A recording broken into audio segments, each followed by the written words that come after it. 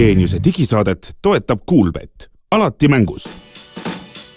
Tere, head kuulajad, käes on 19. veebruar 2024 ja Geeniuse digisaates on mina olen Hans Lõugas, Glen Pilbren meiega, Meelis Väljamäe meiega ja keegi tuleb meile veel külla, sest tänane saade me võtame ette teema, mis on Eesti inimesi meeli kütnud siin viimastel nädalatel ja kuudel palju, see on hinnatõus telekommunikatsioonis. Meil on võimalus küsida otse, miks hinnad nii rängalt tõusevad Telia Eesti juhi käest, aga kindlasti võtame ette ka muud teemad, mis telekomis Eesti inimestele korda lähevad, mis selle raha eest vastu saab, kuidas vaadata mugavamalt televiisorit, miks on kaabelinterneti hinnad nii kõrged ja kuhu Eestis internetikiirused arenevad. Täna on meil siis digisaate stuudios Telia juht Holger Haljand ja kellega meil on võimalus otse küsida, rääkida, arutada kõigest sellest, mis Eesti inimestele telekomi juures korda läheb. Esiteks, Holger vist tuleb õnne soovida, sest et eelmine aasta oli väga edukas, väga hästi läks. Telial oli ju väga hästi juhitud ettevõtte. Majandustulemused olid, võiks öelda, super. Kas kõigi aegade parimad või kuskil seal läheduses? Tervist ja aitäh! No, see oli lakooniline. Ma tahtsin alustada positiivsest, sellepärast, et tegelikult meil on väga palju tehnoloogia küsimusi, hinna küsimusi. Ma ei lähe otse asja juurde, sest viimaste nädalate jooksul eks meie kuulajad on need, kes meile kirjutavad ja tunnevad muret ja küsivad, et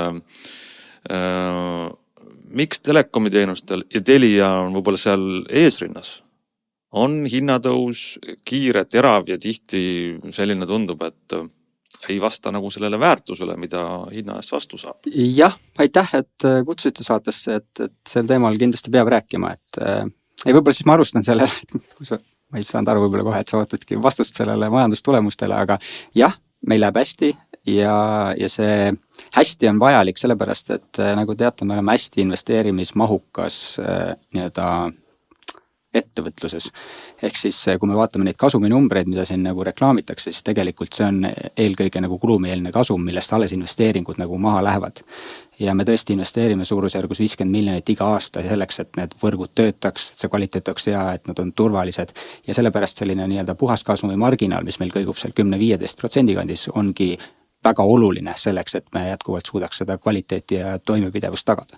Nii et ma ütlesin, et meil läheb nagu hästi, aga ma julgeks küll väita, et enamus sellest rahast, mida me teenime ja klientidelt saame, läheb tagasi nende teenuste parendamiseks ja Eestisse.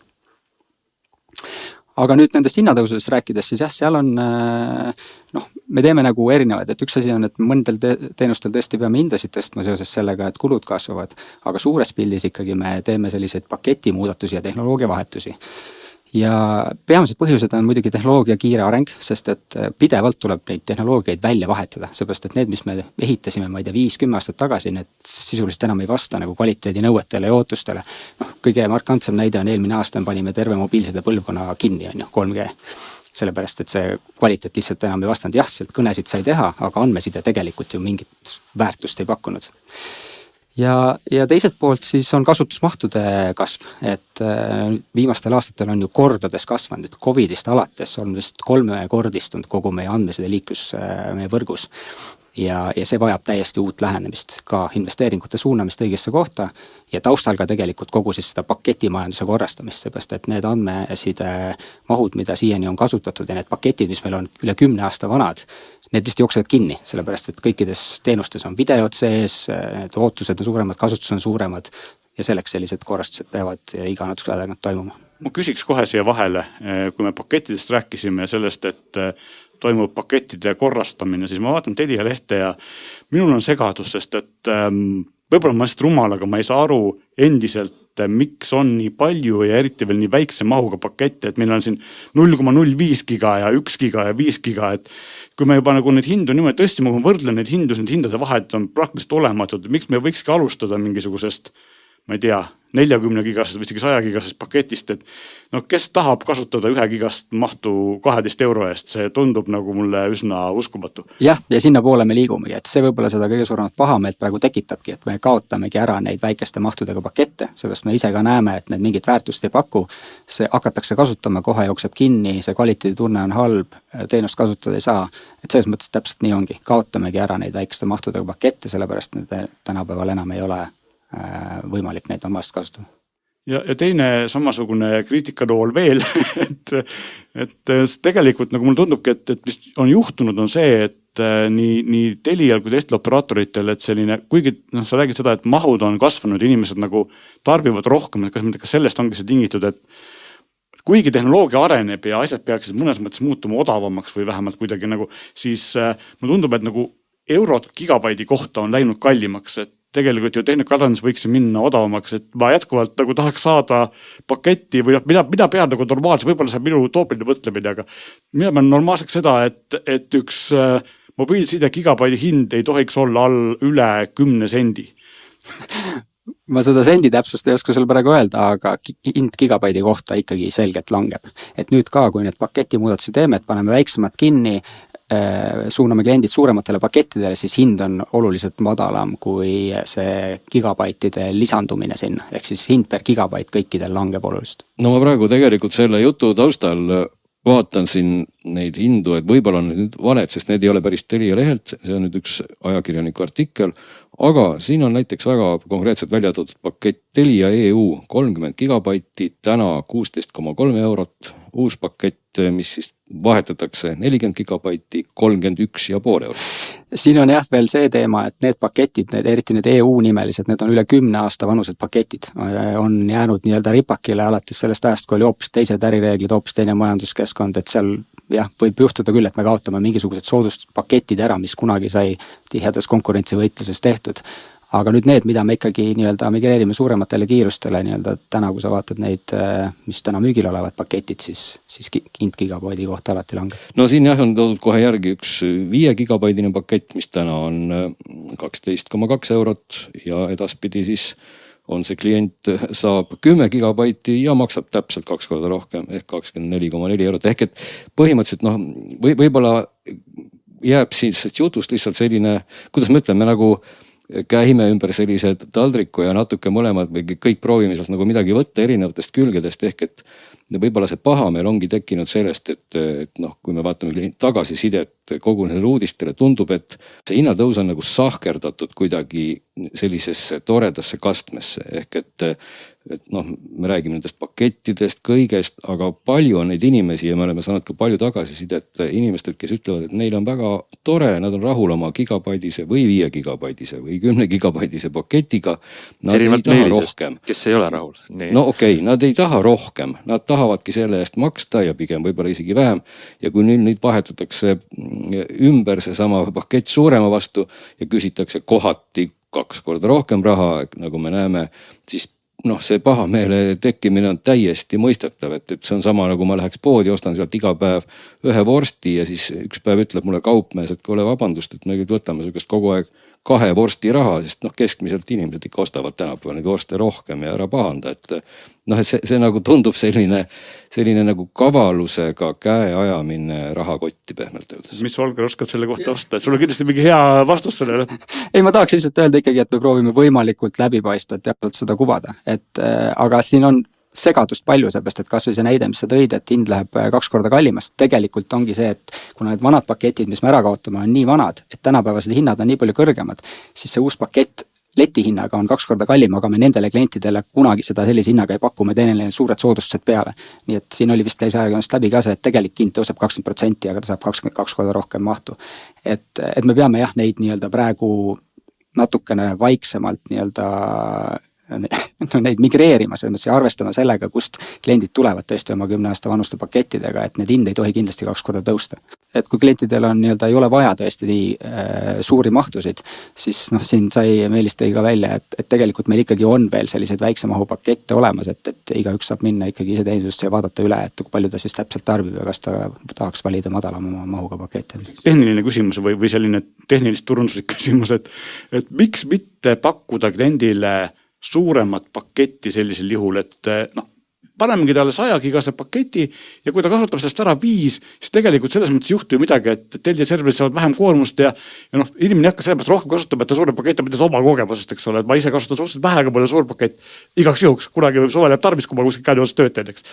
Aga just selles mõttes, et kas on mõtet hoida alles minu tundub, et need on ka nagu halduse mõttes nagu keeruline, et kui sa pead hoidma nagu 8 paketti 5 asemel, eks ole, et võiks ju võtta need väiksemad paketid ära ja need inimesed, kes lihtsalt ei kasuta, siis ei kasuta ja ongi kõik. Muidugi teine küsimus hinnas, aga kui ma vaatan hinnavahe, siis ega hinnavahed väga suured ei ole siin nagu kõige odavama ja ülejärgmise paketi vahel. Just, ega me täpselt sinna suunas liigumegi, aga nagu sa väga hästi välja tõid, et ega seal hinna küsimus ikkagi on ja siis tekib tunne, et kui mul on suur pakett, aga ma seda ei vaja, et siis ma maksan nii-öelda tühja. Et selleks me veel neid väiksemaid pakette mingil määral hoiame, aga pikas perspektiivis kindlasti tekivad suuremahulised paketid kuni selleni välja, et meil on üks päev ainult üks pakett, see on piiramatu ja kõigil ühtemoodi.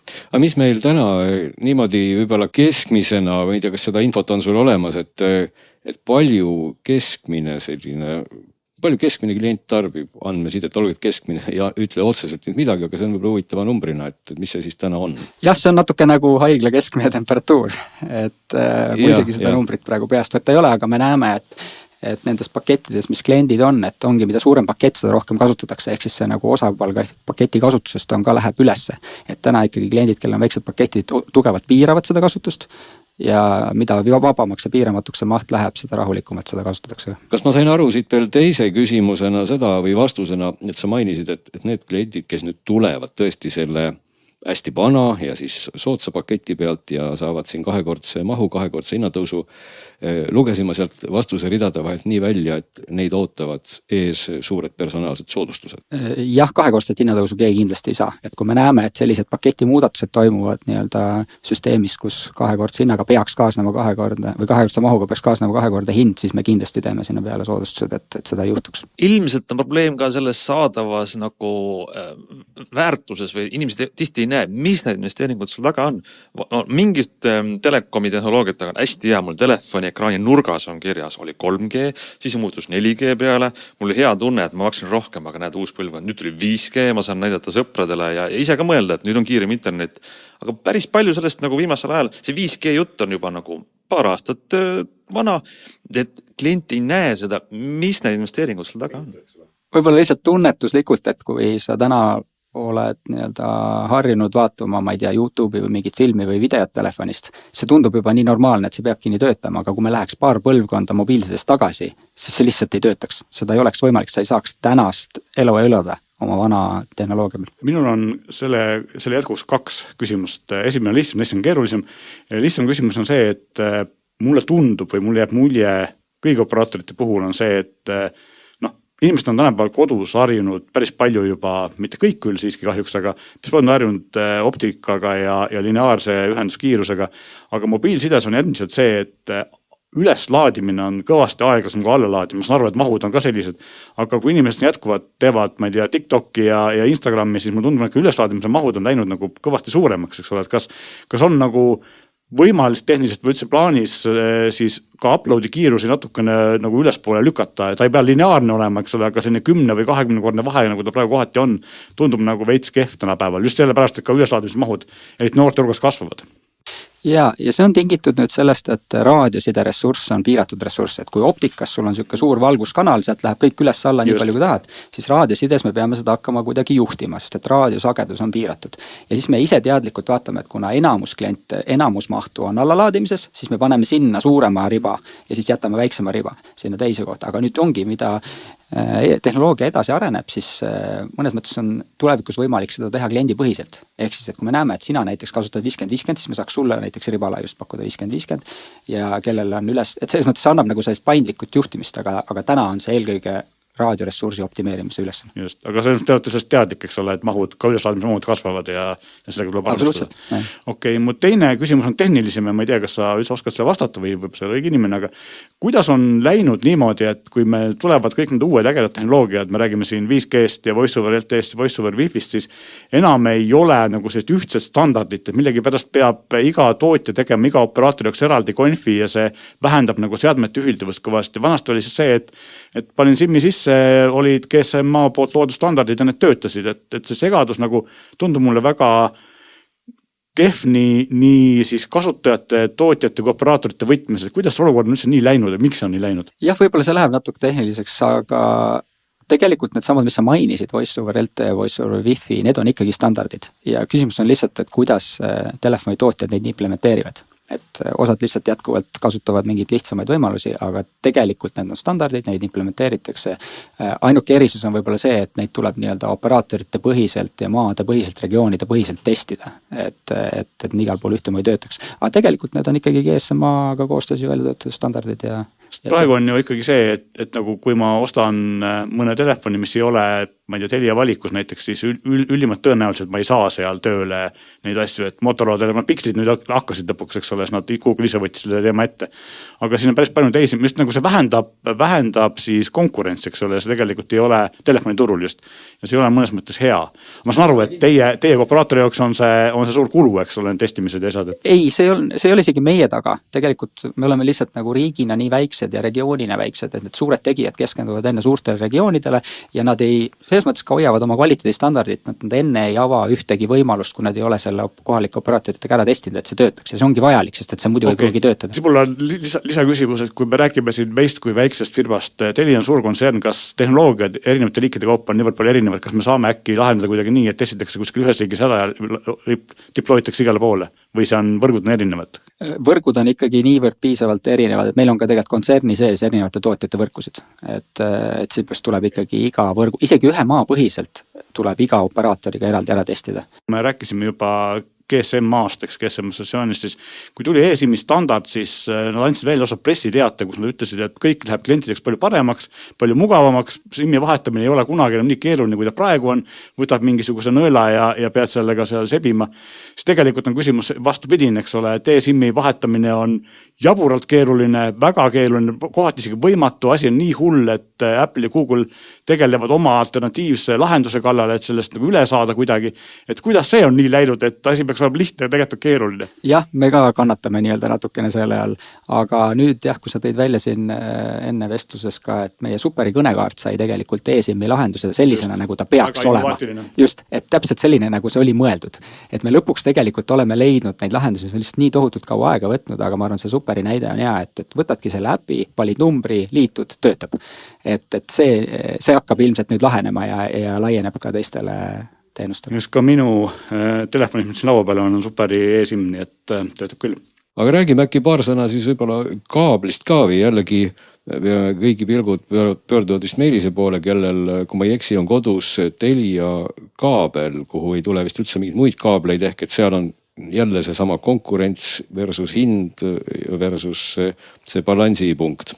See on koht, kus ma ei saa Holgerile öelda, miks te nii teete, sest et see on ääriliselt loogiline, et kui mul on võimalik pakkuda teenust eksklusiivselt, ma seda kasutan, eks ole, et see on nagu loogiline, et pigem on siin, mina suunaks näpu riigi peale, ütleks, et ei ole tehtud nagu regulatsiooni, mis tootjaid sunniks. Mis kaabel sul on, vask või optika? Mul on Telia optika, aga kuna mul on arendajal on tehtud Telia kokkuleppe, siis konkurentid isegi ligi ei lasta lihtsalt. Ehk mul ei ole konkurentsi, mul on Telia monopol ja Telia küsida täpselt nii palju raha, kui teisi tahab, sest mul ei ole alternatiivi. Aga me küsime ikkagi igal pool ühte sama hinda, selles mõttes ei ole sellega probleem. Aga see on hea teema, see kaabli teema, sest et sellest on palju ka räägitud ja see on meie üks selline suuremaid investeeringu kohtasid, et kui meil et optika ja vase ja kiire ja aeglane ja selle osakaalud, et meie eesmärk on ikkagi ju jõuda nii kaugele, et ükskõik mis kaabel, ükskõik mis tehnoloogia sul on vähemalt 100 megabittine ühendus. Tänaseks me oleme umbes 85% peal oma võrgust, kus selline võimalus on olemas, aga 15% on ikkagi veel 10 000 kliendid, kes seda ei saa. Ja see on nii tohutult kallis need optikat tõesti viia nendesse piirkondadesse, kus on hajaasutus ja on ainult üks majapidamine seal kuskil mitme hektari peale.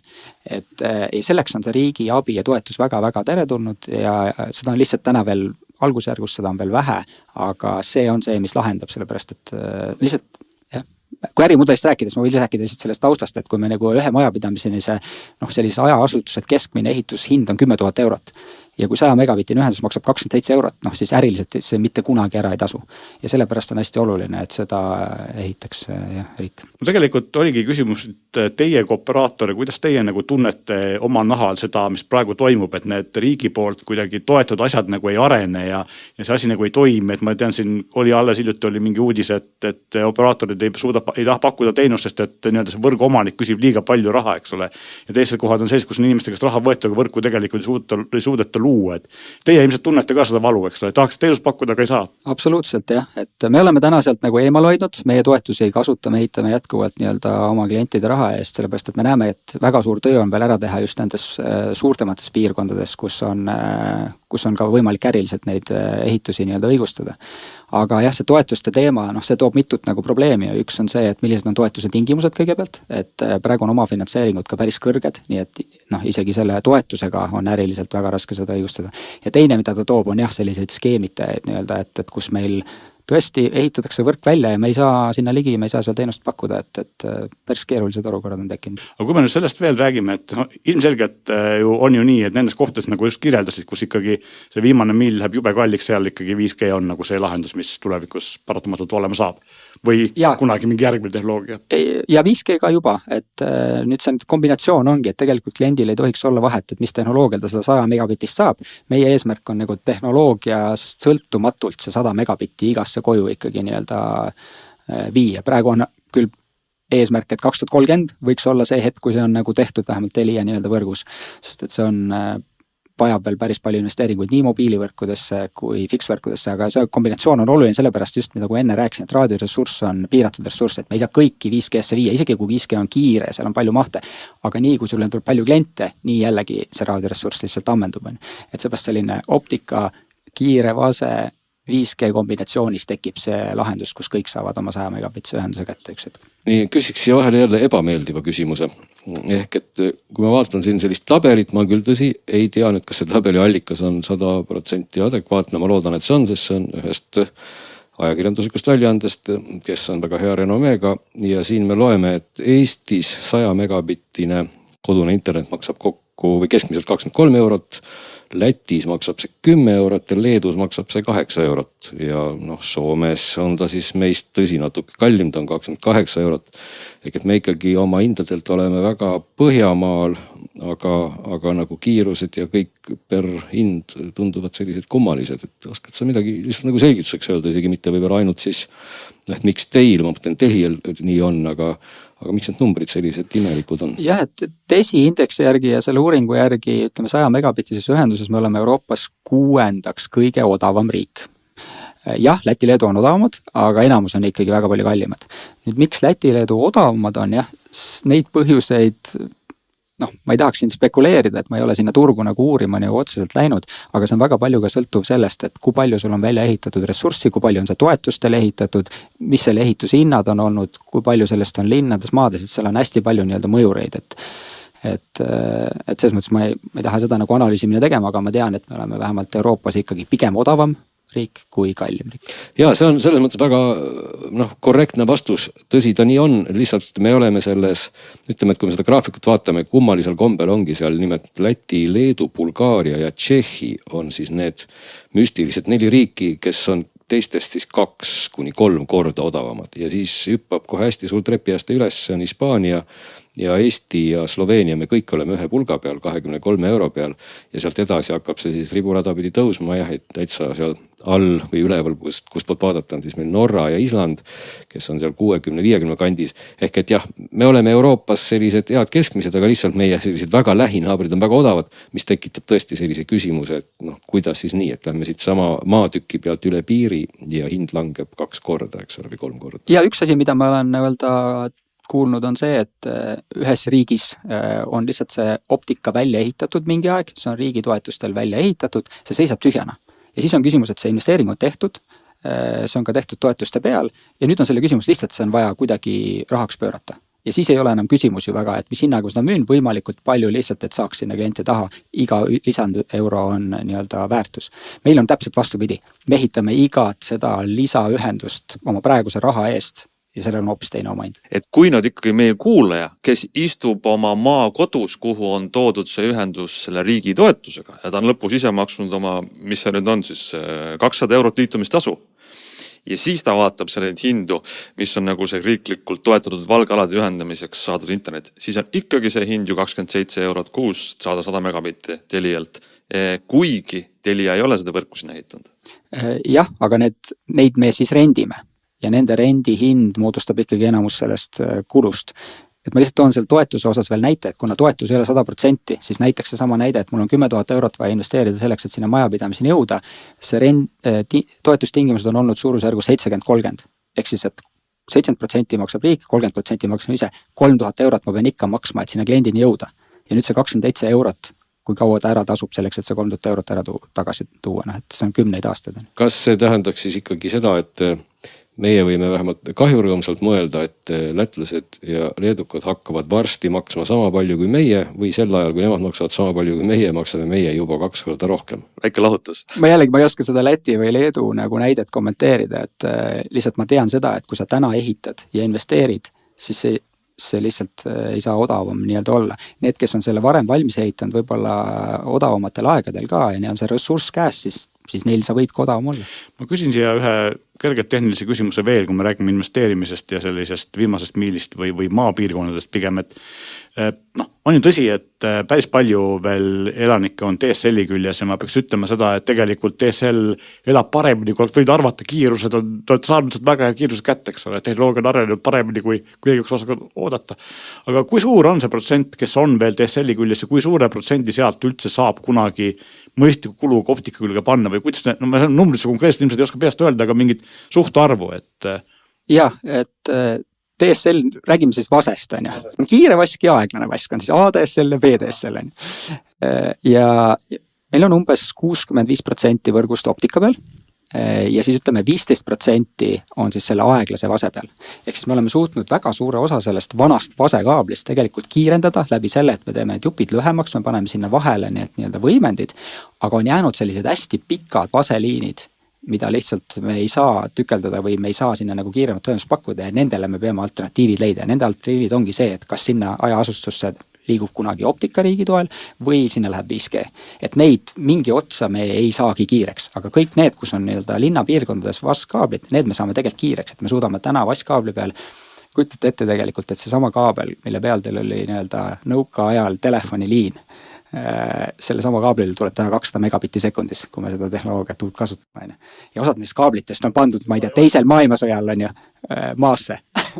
Et see on tegelikult uskumatu, mis tehnoloogia on teinud. Okay, ühesõnaga, et ma saan aru sellest, et need kohad, kus on nagu selline päris aeglane vask väga vanast ajast maasse kaevatud, ma ei tea, teise maailmasõjaegsest, see on kohti, kus neid kunagi ei ole otstarbeks ega võimalik asendada, eks seal pigem läheb ikkagi 5G peale, juhtmevaba peale kunagi see asi.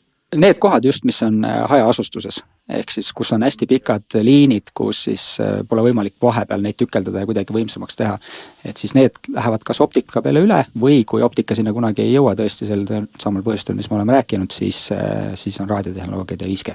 Võib-olla räägime sisust natuke ka, et teenustest ja nii edasi, et üks suur muudatus, mis Eesti turul on toimunud, on see, et Viasat läheb ära ja kogu see sport, mis väga paljudele südamelähedane on, läheb Go3 kätte, et ma tean, et teil on mingil määral on Go3 koostöö olemas, et kas on plaanis nagu nende spordiülekannetega mingit koostööd teha ka või seda te ei oska veel öelda, et ei, igal juhul, et Go3 teenuseid me müüme edasi, Go3 kanalid on meie pakettides nähtavad ja kui Go3 saab head sisu, siis jõuab ka Telia kliendini, et selles mõttes on kõik hästi. Teine küsimus on see, et kui nüüd, mis puudutab nüüd teist sisu, et ma vaatan seda, et küll jah, teie enda Inspira Plussi sisu on läinud päris märgatavalt paremaks. Paremaks kui konkurentide sarnane sisu, ma julgeks isegi öelda. Aga kui vaatame nagu neid nii-öelda partnereid, paar aastat tagasi käis Karl ja tema ütles, et nagu tema nägemus vähemalt on selline, et operaator võiks olla selline vahendaja, kes pakub nagu hästi palju, see agregeerib nii-öelda erinevaid sisuteenuseid. Siis praegu ma vaatan, et on HBO ja on siis FX või kunagine Fox, oli Fox, eks ole. Siis nende sisu on ikkagi nagu suhteliselt nõrk, et kuidas nende lepingutega on, kas seal on nagu lootus midagi paremaks või on seal mingid lootused, tulevad mingid uued partnerid juurde, et kui me palju maksata, tahaks palju saada, eks. Ja sellega ma olen nõus, et selle üle tulebki kurta ja seda me surume ise iga päev, et meie teenus võib olla kallis, aga ta peab olema siis ka kõige parem.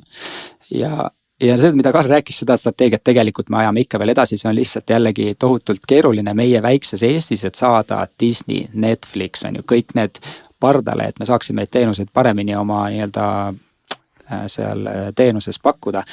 Me oleme kogu aeg liigume edasi ja ma siiski usun, et nad nüüd üks hetk tulevad ja tegelikult selle kontseptsiooni mõte on veel see, et klient ei peaks eraldi neid teenuseid kõiki ju ostma, sest et ma vaatan lihtsalt oma lapsi, nad kogu aeg vahetavad. Üks hetk tuleb sealt Disney Plusist mingi Star Wars asi, siis nad hüppavad Netflixi, siis nad hüppavad kuskile HBO-sse, et nad kogu aeg nii-öelda vahetavad ja neil on tohutu peavalust aeg-ajalt, nad maksavad 3 paketti korraga.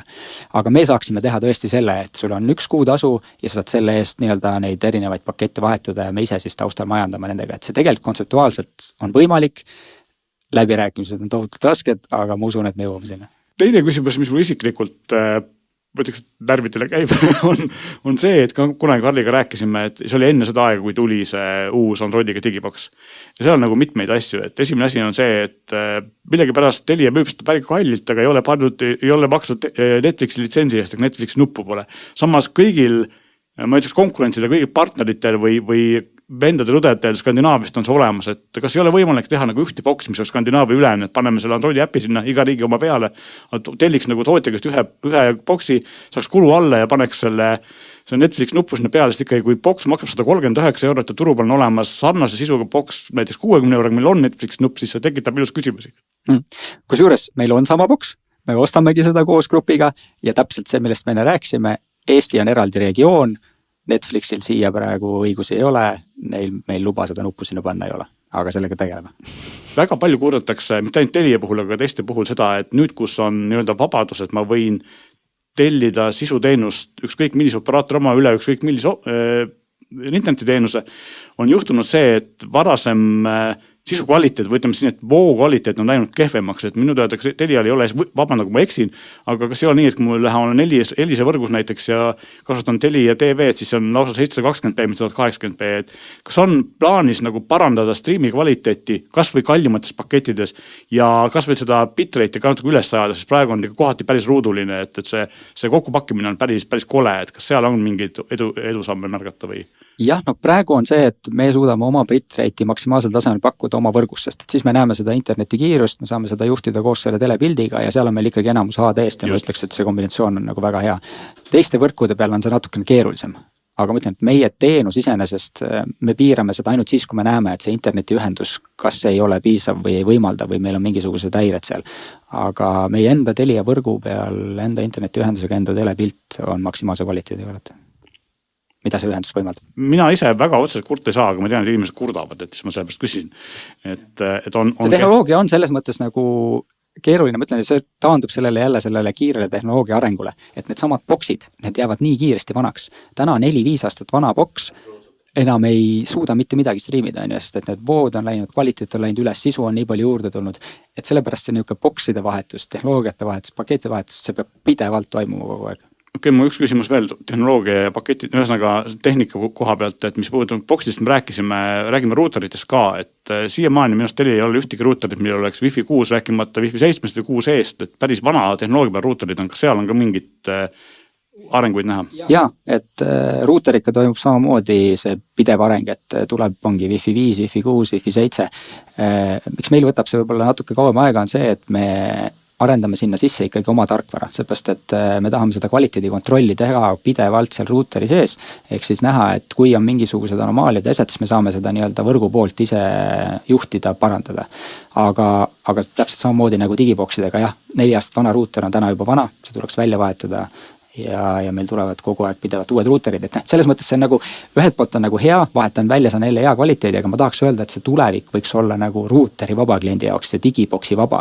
Et see on see, millega me tegelikult täna veel kõige rohkem tegelema, et telekates on juba näha, et me saame äpp arendada, aga tegelikult tahaks ka ruuteritest lahti saada, et meil on juba mõned pilootmajad tegelikult, kus me oleme ehitanud siis nii-öelda selle võrgu sinna majja sisse, niimoodi, et sa tuled siis üldiselt koju, sa teed läpaka lahti, liitud internetiga ja kasutad, eks sa ei pea mõtlema selle, kas mul on Wi-Fi siin toas, mul on Wi-Fi teises toas, mul on ruuter kuskil, et seda kõik teha nii-öelda Telia võrgu osaks ja et me saaks ise vastutuse võtta sellest ja vahetada seda siis, kui see on aeg käes. Mul sellega seoses tekkis või meenus lihtsalt üks meiega hiljutine teema ja kasutades lihtsalt juhust võib-olla ma veel ka selle küsimuse siia põrgatan, et Telia äpp teistes nutitelekates, kus ei ole Androidi, ehk siis Tizen ja VBOS. Küsitakse meie käest väga palju. Just, ja mis seisus see võiks olla? Oleme proovinud sinna arendada neid ja kui te mäletate, siis oleme ka 2 korda korralikult ämbrisse astunud, et oleme ühe LG telekate seeria täitsa maha võtnud, ühe Samsungite seeria maha võtnud. Probleem on selles, et nad annavad meile ainult 2 aastat tegelikult tootjatuge. Nii et põhimõtteliselt nad eeldavad, et telekas peaks 2 aasta pärast igal kliendil vahetuma, aga mis on täiesti ebareaalne. Et sinna see teenuse arendus ja arendustugi on lihtsalt nii piiratud võimalustega, et me ei suuda seda kvaliteeti tagada ja seepärast Android on ainuke platvorm, kus me täna suudame oma teenust kontrollida. Mis see tootja tugi sisuliselt tähendab? See tähendab siis, et 2 aasta pärast juhtub mis? Nad sisuliselt ei uuenda enam oma mingisuguseid tehnilisi komponente seal, ehk siis, et meie teenus peab jääma samasuguseks, nagu ta esimesel arendusel on. Või siis me peame kardinaalselt muutma tegelikult seda me oleme siin saates ka rääkinud ja kurtnud ja vahendanud siin klientide muresid, et nutitelerid nagu ei jäävad kiiresti vanaks, ütleme niimoodi, eks ole, et see on probleemiks. Aga okei, Android ja siis Android on Android ja Tizen ja Webossiga nii nagu on. Kas see põhimõtteliselt tähendab siis nüüd ikkagi seda, et Samsung ja LG teleri ostja võib siis Telia äpist käed ja silmad puhtaks pühkida? No ütleme niimoodi, et praegu me sinna seda teenust ei arenda jah, kuna me just proovisime ja ikkagi ebaõnnestusime just koostöös nagu Samsungiga nende tingimuste nagu kokku läksime, see tehniliselt oleks ka meie poolt hallatav ja jätkusuutlik. Küll aga me tegelikult kogu grupiga survestame ja proovime leida lahendusi, et kuidas Samsung saaks garanteerida meile pikema aja vältel selle teenuse uuena hoidmist. Me teame ju, kuidas Telia äpp kogu aeg uueneb, me tahaks teda ju üle 2, 3, 4 aasta ka teleks uuendada, ei taha öelda kliendile, et vahetama teleks välja, et siis saad alles uue äppi. Et selliste nagu läbirääkimistel me praegu oleme. Aga siin just võib ühtepidi mõelda, et Eesti on küll väike, aga teistpidi on ju Telia on suur, et kas kõik teised maad, kus need teenused nii-öelda ka pakkuda on, et kas see ei ole nagu piisav jõuõlg ka siis survestamaks isegi Samsungi suurust tegijat või et ma mõtlen, et me ei ole ju siin nagu üksi oma pisikeses Eestis selle murega või? Jah, ja seda me kasutamegi praegu ära, et proovime, aga ütleme Telia grupp Põhjamaad Baltikum kokku on ikkagi nagu Aasia vaates väga-väga mikroskoopiline. Aga meil on tõesti, see annab meile jõudu ja me oleme laua taga, et see on juba suur asi. Ja mis veel meie lugejad, kuulajad küsivad, on siis Apple TV, ma saan aru, et Apple TV selline nagu kogus, mis inimestel olemas on, ei ole väga suur, aga samas mulle tundub nagu sellised diletandina, kes tegelikult kodeerimis midagi ei tea, et kui teil on olemas iOS-i äpp, siis peaks Apple TV äpi tegemine olema suhteliselt nagu lihtsam, kui hakata Tizenile nullist tegema, et kas see on plaanis või mõte? Apple TV on tõesti nagu töökindlam ja praegu on jäänud takistuseks ainult see, et seda on tõesti nii vähe, et me pigem oleme keskendunud Androidile, mis on laiemalt levinud ja siis telefonidele, veebiliidestele. Sellised paadunud või ütleme tulihingelised Apple'i fännid ja neile meeldi üldse, et mingi asi käib Androidi peal, eks ole, ja seda väga vihased selle peale. No nii, ma arvan, et me oleme saanud nüüd pingida siin Telia juhti Holger Rannaldit iga erineva nurga alt. Võib-olla päris 360 kraadi mitte, aga päris palju. Küsiks Holgeri kes seda, et kas tal endal midagi öelda, mida me küsida ei osanud, et rääkida midagi sellist, midagi positiivset, midagi ägedat, mis Telia tuleviks pakkuma hakkab. Mida sa ise tahad rääkida? Ja, mis sa tahad rääkida? No ma kokkuvõtteks tahaks tänada ikkagi kõiki meie kliente, et usaldate meid ja ma saan vastu lubada selleks, et me tõesti teeme kõike, et pakkuda oma klientidele maailma parimat telko ja IT-teenust. Et me keskendume ikkagi kvaliteedile, turvalisusele, need on meie kõige kõrgemad prioriteedid ja see on see, mis lõpuks peaks nagu kõige olulisem olema, et kui me vaatame ka, kuidas maailm praegu areneb, et kuidas küberturvalisus mõjutab ärisid, kuidas andmed ja privaatsus mõjutab erakliente ja kuidas me sinna maailma liigume, siis me saame tulevikus ikkagi valida ainult nende vahel, keda me usaldame, kes pakuvad maksimaalset kvaliteeti, turvalisust, privaatsust ja kes on partnerid sellel keerulisel digimaailma liikumisel teel, et see on see meie prioriteet, sinna me investeerime ja me oleme tänulikud kõigile, kes meiega sel teekonnal kaasas on. No siinkohal tuleb öelda aitäh Holger Haljandile, kes oli nõus tulema meie mikrofoni ette, vastama kõigile küsimustele ja meie omakorda lubame, et võtame kuulajate küsimusi ka edaspidi ja kui need suurem ports koguneb, kutsume Holgeri tagasi. Tänaseks aga kõigile aitäh kuulamast ja tulge meiega tagasi juba nädala pärast.